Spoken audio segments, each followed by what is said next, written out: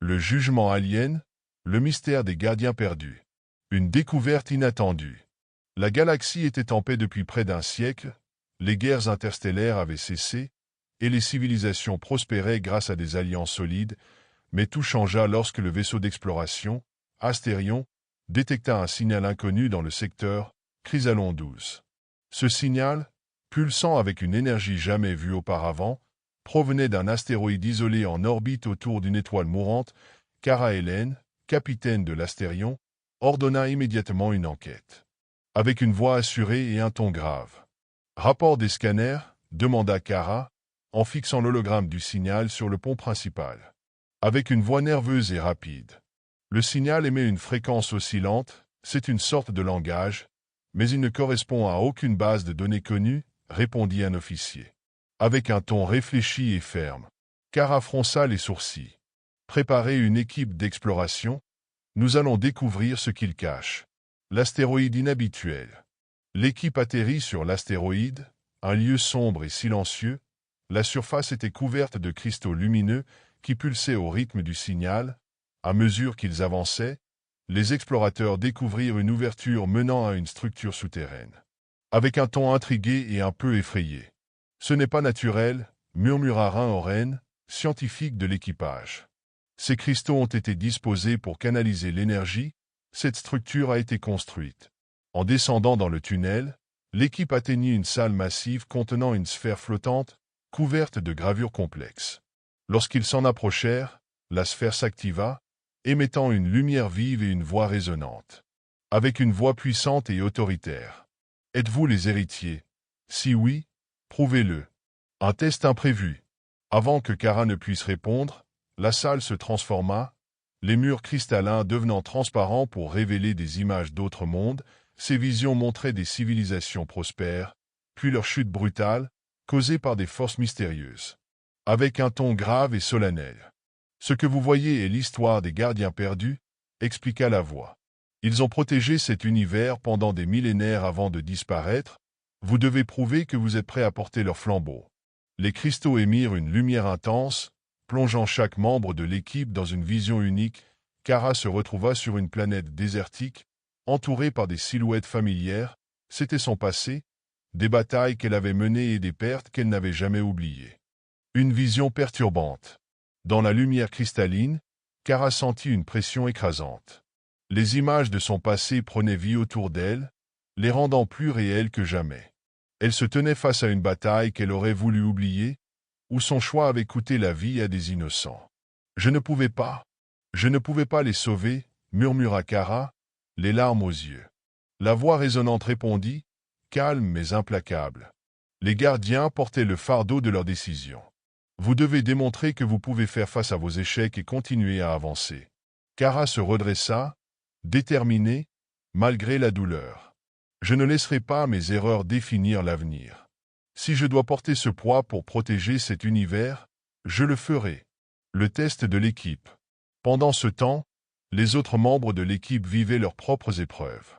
Rhin Oren, le scientifique, se retrouvait dans une vision où une de ses expériences avait provoqué un désastre sur une colonie. J'essayais de créer quelque chose pour aider, mais ça a tout détruit, murmura-t-il, accablé par la culpabilité. La voix répondit à Rhin. Les intentions ne suffisent pas. Que ferez-vous lorsque vos actions causeront des conséquences irréparables? Je continuerai à apprendre. Je trouverai des moyens de réparer ce qui a été brisé, répondit Rhin, les poings serrés. Un pas vers la lumière. La lumière cristalline se dissipa lentement, ramenant l'équipe à la salle principale de la structure. Chaque membre semblait changer, comme si le poids de leurs épreuves avait renforcé leur détermination. Vous avez montré la résilience nécessaire pour avancer. Mais le jugement n'est pas encore terminé. Une dernière épreuve vous attend. Kara prit la parole, adressant un regard confiant à l'entité. Nous sommes prêts. Peu importe ce que vous réservez, nous protégerons cet univers. Une nouvelle destination. La sphère flottante au centre de la salle s'ouvrit, révélant un dispositif émettant une lumière éclatante. Rhin l'examina rapidement. Ce n'est pas qu'un artefact. C'est une carte, une clé qui mène à quelque chose de bien plus grand. Kara fixa la lumière avec une intense concentration. Alors, préparons le vaisseau. Si cette clé nous guide, nous devons découvrir ce qu'elle ouvre. Une galaxie transformée. Des mois s'étaient écoulés depuis le sacrifice de Kara au Nexus d'Etherion. La galaxie, inspirée par son histoire, avait commencé à changer. Les tensions entre les civilisations s'étaient apaisées, remplacées par une collaboration prudente mais sincère. Le message de Kara, diffusé à travers l'Astérion et l'histoire de son équipage, était devenu un symbole d'unité et de résilience. Harper, désormais capitaine de l'Astérion, continuait à mener l'équipage dans des missions diplomatiques et exploratoires. Mais une question persistait, la galaxie était-elle vraiment prête à affronter les forces inconnues que Kara avait tenté de protéger? Avec un ton grave et réfléchi. Le sacrifice de Kara nous a donné une chance, mais cette chance a un prix. Si nous échouons à nous préparer, tout ce qu'elle a fait sera perdu, déclara Harper lors d'une réunion avec le Conseil des Alliances. Un nouveau signal. Un jour, alors que l'Astérion cartographiait une région reculée de la galaxie, un nouveau signal fut détecté. Contrairement au précédent, ce signal semblait émaner de plusieurs points simultanément, comme une pulsation coordonnée. Rhin, toujours à bord, analysa rapidement les relevés. Avec un ton inquiet et analytique. Ce signal n'est pas comme celui de la Forge ou du Nexus. Il ne provient pas d'une technologie connue. C'est quelque chose d'organique, et il se déplace. Harper fixa l'écran holographique, son visage se durcissant. Avec une voix ferme et déterminée. Préparez les scanners longue portée. Nous devons savoir à quoi nous avons affaire. Les ombres de la marée. En suivant le signal, l'Astérion arriva à la bordure d'un système stellaire isolé. Là, ils découvrirent une scène terrifiante. Plusieurs planètes semblaient avoir été vidées de leur vie et de leur énergie, réduites à des coquilles stériles flottant dans l'espace. Avec une voix remplie d'effroi et de colère. Ce n'est pas naturel. C'est comme si ces mondes avaient été consommés, murmura Rhin. Soudain, les capteurs détectèrent une anomalie massive se dirigeant vers eux. Une forme colossale, composée de matière sombre et de pulsations lumineuses, apparut sur leurs écrans.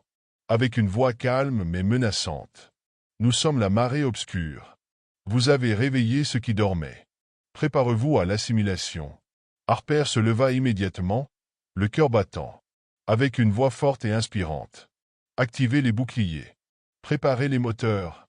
Si c'est la marée, nous devons avertir la galaxie avant qu'il ne soit trop tard. Une course contre le temps. L'Astérion se lança dans une course désespérée pour échapper à la marée obscure. Ses tentacules énergétiques semblaient défier les lois de la physique, se tordant et s'étirant pour engloutir le vaisseau. Harper ordonna une manœuvre audacieuse pour utiliser la gravité d'une étoile proche et gagner en vitesse. Avec une voix tendue et rapide. « Hein? Trouvez-moi une sortie. Nous ne pouvons pas les affronter seuls. » Avec un ton stressé mais concentré. « J'y travaille. Si nous atteignions la zone d'anomalie gravitationnelle, nous pourrions les ralentir, » répondit Rhin. L'Astérion effectua une série de manœuvres serrées, parvenant à s'éloigner suffisamment de la marée pour envoyer un signal d'urgence à l'ensemble des alliances. Un appel à l'unité. Le signal envoyé par Harper atteignit les grandes puissances de la galaxie. Lors d'une réunion d'urgence, les représentants des principales civilisations écoutèrent le témoignage de l'Astérion et visionnèrent les données capturées. Avec une voix empreinte de gravité et d'urgence. La marée obscure est réelle. Elle est en mouvement, et elle ne s'arrêtera pas. Nous devons nous unir, ou nous serons tous consumés, déclara Harper devant le Conseil. Les alliances, autrefois divisées, commencèrent à coordonner leurs forces. Des flottes combinées furent rassemblées, et des scientifiques de toutes les espèces travaillèrent ensemble pour comprendre les faiblesses potentielles de la marée. L'héritage de Kara. Alors que la galaxie se préparait, Harper, seul dans ses quartiers, observa une ancienne image de Kara. Elle murmura doucement, avec une voix douce et émue. « Tout ce que nous faisons, c'est grâce à toi. Nous ne te décevrons pas. » L'Astérion fut désigné comme navire amiral de la flotte combinée, chargé de mener la première offensive contre la marée obscure. Alors qu'il s'éloignait de la station orbitale où la flotte s'était rassemblée, Harper s'adressa à son équipage. Avec une voix inspirante et pleine d'espoir. « Nous portons l'héritage de Kara et des gardiens perdus. Aujourd'hui, nous combattons non pas pour nous, mais pour chaque vie dans cette galaxie. Ensemble, nous pouvons repousser cette obscurité. La flotte unie. La flotte combinée des Alliances, dirigée par l'Astérion, avançait à travers les secteurs touchés par la marée obscure. Chaque vaisseau transportait non seulement des armes mais aussi l'espoir fragile d'unir une galaxie entière contre une menace commune. Rhin, analysant constamment les données transmises par les sondes, trouva un schéma dans les mouvements de la marée. Elle se déplace en cercle concentrique autour de points spécifiques. Si nous trouvons l'origine de ces points, nous pourrions ralentir son expansion. Harper, debout devant l'hologramme galactique, hocha la tête. Alors trouvons-les. Si nous pouvons gagner du temps, cela pourrait faire la différence. Une découverte inquiétante. L'analyse des relevés conduisit la flotte vers une région inexplorée de la galaxie. Là, ils découvrirent d'anciennes structures flottant dans le vide. Ces ruines semblaient appartenir aux forgerons perdus, mais elles étaient enveloppées d'une énergie sombre. Ces structures ne sont pas comme celles que nous avons vues avant, déclara Rhin. Fasciné mais prudent, elles semblent avoir été corrompues par quelque chose d'extérieur. Harper fixa les relevés, son regard se durcissant. Préparer une équipe d'exploration. Si ces ruines contiennent des réponses, nous devons les trouver. L'exploration des ruines. Harper, Rhin et un groupe de soldats descendirent dans les ruines. Leur environnement baignait d'une étrange lumière pulsante à l'intérieur. Ils trouvèrent des artefacts activés par leur présence qui projetaient des hologrammes. Ces archives sont encore actives, murmura Rhin. Elles pourraient contenir des informations sur la marée obscure et les erreurs des forgerons. Un hologramme s'anima alors, montrant une silhouette forgeronne qui parla d'une voix grave. Nous avons libéré la marée en cherchant à contrôler ce qui dépasse notre compréhension. Nous avons échoué et notre galaxie en paiera le prix. Si vous trouvez cela, soyez prêts à faire ce que nous n'avons pas pu faire. Un plan désespéré. De retour à l'Astérion, Harper rassembla les capitaines de la flotte pour partager les découvertes. Les forgerons avaient tenté de piéger la marée obscure dans une singularité, mais leur technologie s'était retournée contre eux. Nous devons achever leur plan, déclara Harper. Il existe encore des singularités stables dans la galaxie. Si nous parvenons à canaliser la marée vers ces points, nous pourrions l'emprisonner à nouveau. Les capitaines, conscients des risques, acceptèrent de coordonner leur flotte. Nous avons peu de temps, mais c'est notre meilleure chance, ajouta Harper. Si nous échouons, il n'y aura plus de seconde tentative. La bataille finale. La flotte combinée engagea la marée obscure près de l'un des points de singularité identifiés. Les vaisseaux, équipés de nouvelles technologies dérivées des ruines forgeronnes, lancèrent une attaque coordonnée. Rhin, depuis le pont de l'Astérion, surveillait les relevés énergétiques. Nous approchons de la stabilité de la singularité, mais la marée contre-attaque. Harper donna des ordres rapides à travers les communications. Protégez les vaisseaux de charge à tout prix. Si nous perdons le contrôle de la singularité, la marée se répandra sans limite. Un sacrifice nécessaire. Alors que la singularité atteignait son seuil critique, un des vaisseaux principaux fut gravement endommagé. Rhin signala une défaillance dans le champ gravitationnel. Nous avons besoin d'une poussée supplémentaire pour stabiliser le processus, mais cela nécessitera un vaisseau pour rester à proximité et maintenir le champ ouvert. Harper regarda autour d'elle, le silence pesant. Alors ce sera nous, dit-elle, l'Astérion restera en arrière pour finir le travail. L'héritage de l'Astérion. Alors que l'Astérion maintenait le champ gravitationnel, la marée obscure fut lentement attirée dans la singularité. Les communications avec Harper et son équipage se coupèrent lorsque la singularité se referma. La flotte, silencieuse, regardait le point où se trouvait l'Astérion. Un des capitaines murmura. Ils ont donné leur vie pour que nous puissions survivre, nous ne les oublierons jamais. Un nouvel espoir. Des semaines plus tard, la galaxie célébrait la fin de la menace de la marée obscure. Bien que la perte de l'Astérion fût immense, son sacrifice avait uni des civilisations autrefois divisées.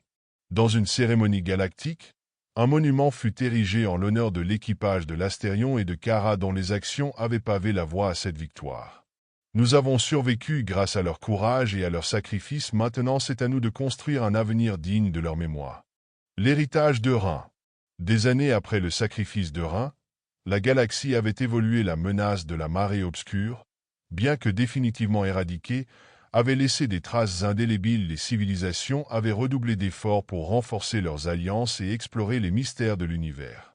Le Conseil des Alliances, désormais centre névralgique de la coopération interstellaire, continuait de rassembler les connaissances et les technologies issues des ruines des forgerons. Une mission perpétuelle avait été établie pour surveiller les régions instables et prévenir toute émergence d'une nouvelle menace.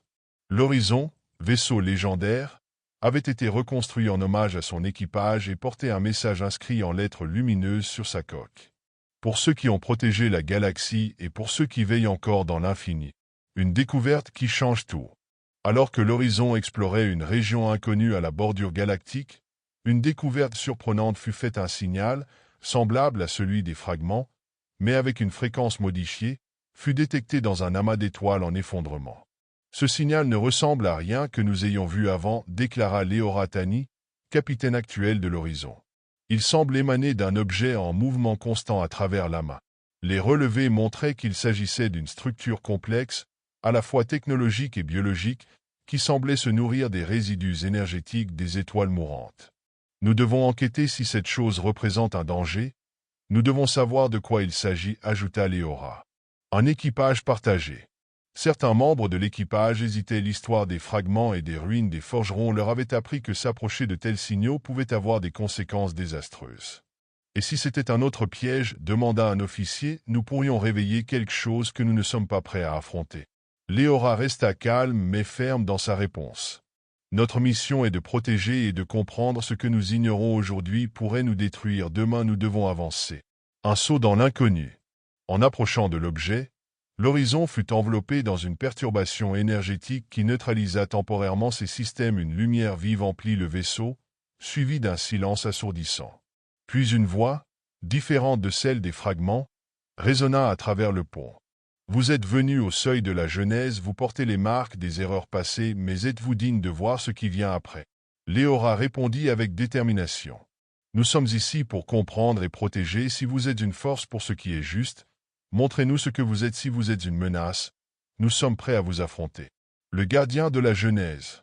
Une silhouette immense apparut sur l'écran principal, flottant à l'extérieur de l'horizon. C'était un être composé de lumière pure, entouré d'une aura ondulante. Je suis le gardien de la Genèse, un vestige des forgerons, chargé de veiller sur le cœur de leur création ultime. Vous avez détruit la marée obscure et restauré l'équilibre, mais cet équilibre est fragile. Le gardien révéla alors une vérité troublante. Les forgerons avaient créé non seulement la marée, mais aussi d'autres entités pour expérimenter les limites du pouvoir cosmique. La Genèse, leur création finale, était une entité conçue pour reconstruire ce qui avait été détruit, mais elle avait été corrompue.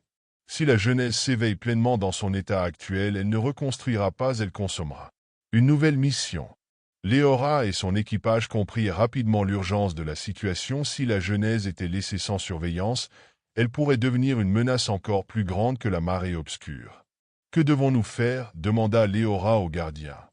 L'entité doit être purifiée, répondit le gardien, mais cela nécessitera un équilibre énergétique que votre technologie actuelle ne peut fournir. Vous devez trouver et activer les nexus restants créés par les forgerons. Ils détiennent le pouvoir nécessaire.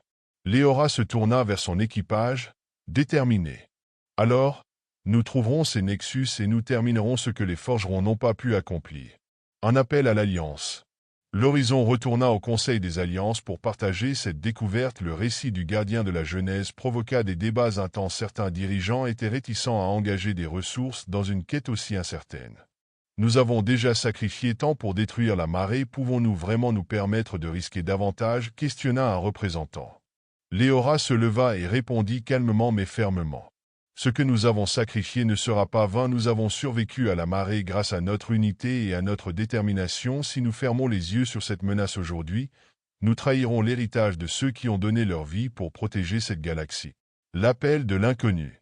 Finalement, le Conseil approuva la mission. Leora et son équipage repartirent à bord de l'horizon avec une flotte de soutien. Leur objectif: localiser les nexus restants et purifier la Genèse. Alors qu'ils s'enfonçaient dans l'inconnu, Leora observa les étoiles et murmura. Nous marchons sur un fil entre création et destruction, mais tant que nous avançons ensemble, il y a de l'espoir.